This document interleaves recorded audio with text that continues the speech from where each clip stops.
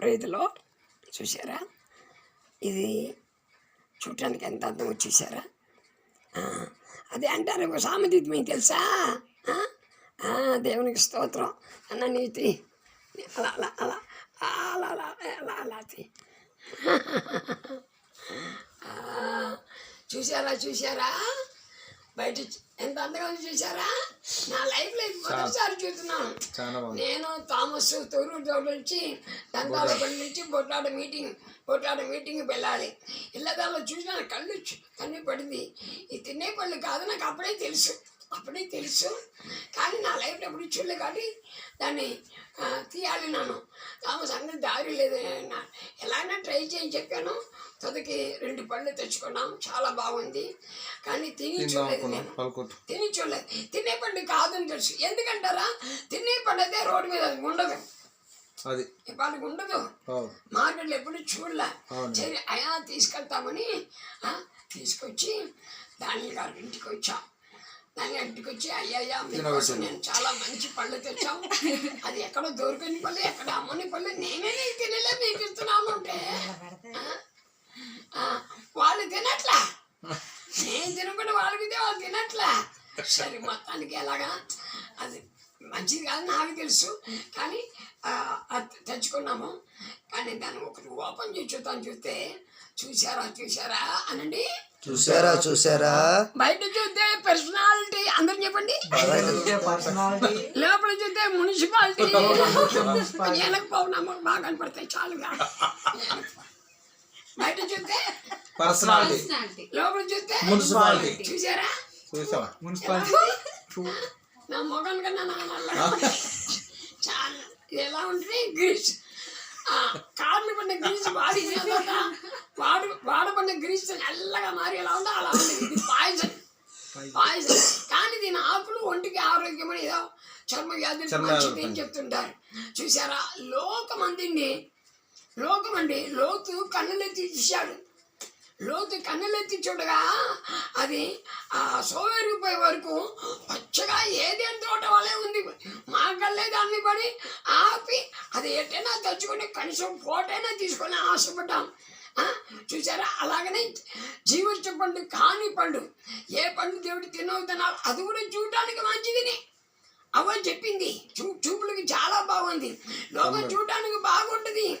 కానీ దాని లోపలికి వెళ్తే దాని పరిస్థితి ఎలా ఉంది.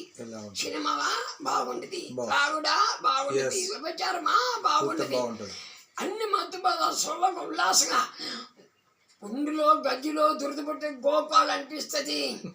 అలా చూస్తే పచ్చగా ఉంది. తర్వాత దాన్ని చిక్కుంటే లోతు జీవితం ఏమైంది చూసారా. ఇదండి బయట లోకం, లోపలికి వెళ్తే ఇదండి. కానీ మట్టిలో మాణిక్యం, మనిషి శరీరంలో విలువైన ఆత్మ ఉంది. ఈ ఆత్మ నిత్య జీవం పోవాలంటే మనం బయట చూసి మోసపోకూడదు. మనిషి పై రూపం, అందుకే ప్రభు స్పష్టంగా చెప్పాడు, మనిషి పై రూపాన్ని చూస్తాడు, దేవుడు అంతరంగానే చూస్తాడు.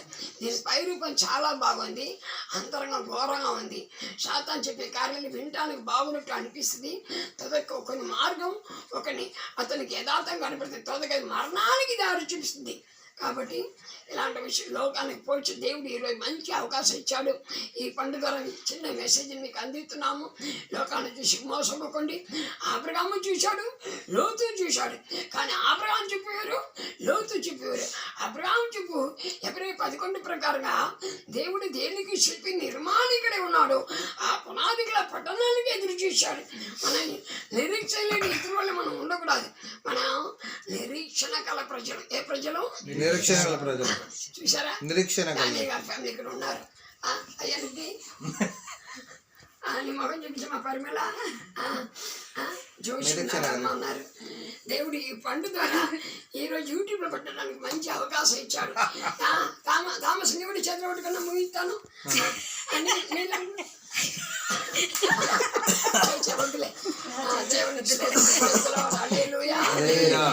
కాబట్టి లోకాన్ని చూసి మోసపోకండి. నిరీక్ష లేని ఇతరులు ఉండకండి. మనం ఎందుకు యేసు నమ్ముకోవాలంటే లోకంలో ఉన్నాం కానీ లోకంలో ఉన్నది అది మనలోకి రాకూడదు. జాగ్రత్తగా ప్రవర్తిస్తాం. ఈ లోకం శ్రేష్టమైన దేవుడు మనకు ఉంచాడు. అది బయట బాగుండదు, లోపల బాగుండదు. దేవుని వాక్యం మనకి శరీరానికి ఆత్మ శరీరము అన్నిటికీ మేలు చేస్తాయి. ప్రభు నమ్మండి, నిత్య జీవితండి. లోకం చూడడానికి పచ్చగా ఉండదు, కానీ వెనకాల చాలా ప్రమాదకరము. దేవుని ముందు ఆశ్రయించుకాక. బయట చూస్తే లోపల చూస్తే ఇదే లోకం. బయట చూసి మోసపోకు. యేసే నిన్ను ప్రేమిస్తున్నాడు. మనం పాపలై ఉండగా ఆయన ఈ క్రిస్మస్ సందేశం ఆ పాపలైన మనల్ని ప్రేమించాడు, విభజాలు మనల్ని ప్రేమించాడు, విగ్రహాదికులు మనల్ని ప్రేమించాడు. మనం జీవితం లోపల ఉన్నాయి ఇలాంటిది.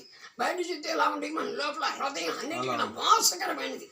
ఇలాంటి జీవితాన్ని ప్రభు మనల్ని ప్రేమించి మన జీవితాన్ని మారుస్తాడు. ప్రభు నమ్మండి, ఇదే క్రిస్మస్ సందేశం. దేవుని